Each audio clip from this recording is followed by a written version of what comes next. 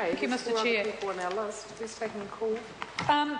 The concerns we have over Part 2 are around this whole notion of offences, and the fact that I guess it reflects that the whole thrust of the bill, which is turning a problem animal into a valued resource and therefore undermining the control that's needed of these animals.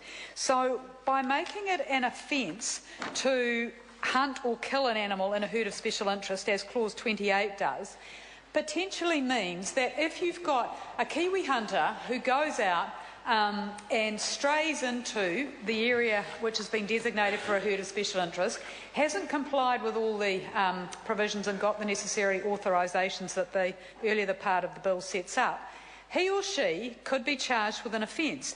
It also means that the Department of Conservation, whose staff are already pressed in terms of managing the third of the land area of New Zealand with a budget equivalent to that of Hamilton City Council, are going to be responsible for some of the enforcement of these provisions.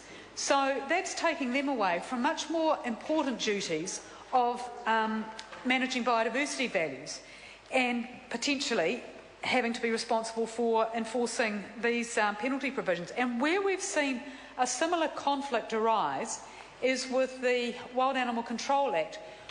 The best deer, the best chamois and the best tahr is a dead one. So anybody who goes out hunting these animals and killing them is doing good for our indigenous species, which are only found here in New Zealand. But by this making an offence means that, well, maybe the best one is in a hangi too. It's also dead if it's in a hangi.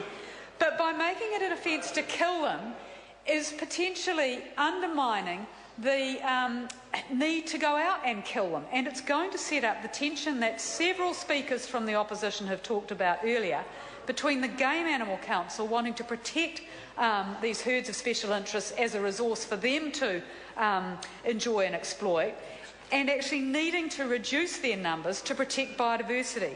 And that tension is really apparent in this Clause 28, where it is an offence to kill any animal in such a herd. So, Mr. Chair, was just surprised by seeing a member of the opposition in the chair. Refreshing change. This, again, is an example of how the bill isn't needed and how it will set up internal conflicts in the management of conservation land, and how it twists STOC's primary purpose of managing conservation and land to preserve and protect our natural resources and our indigenous species. So now they're charged instead with potentially protecting these exotic animals, these browsers, which have a heavy impact on a lot of our threatened plant species, and making it an offence if anyone kills them. So that's again our concern about the bill, that it's setting up a very bureaucratic regime because of the need to get a permit issued by the Game Animal Council, the need to pay the fees to kill these species that now people can go out and freely hunt in return for just a easy-to-get permit from DOC.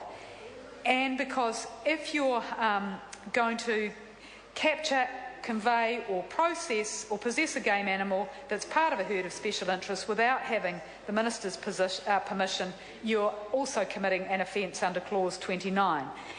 And we've already seen some of the parties who were promoting the establishment of the Game Animal Council, the Game and Forest Foundation, they were issuing press statements in 2010 which were criticising silver fern farms in Hokitika on the west coast for killing chamois, recovering those carcasses, processing them and then exporting them. So again, these offence provisions will set up a real tension potentially between the Waro operators, the commercial recovery operators, and those that the Game Animal Council protects and whose interests the council is being established to promote.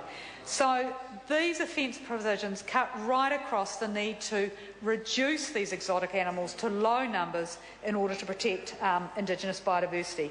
And as Ruth Dyson commented, the Select Committee spent a lot of time dealing with how the Game Animal Council would be funded, and this part of the bill also deals with the export of game trophies, which is intended to be one of the funding mechanisms and sets up offences there. The Honourable Marianne Street. Thank you very much, Mr. Chairman. I wonder, Mr. Chair, I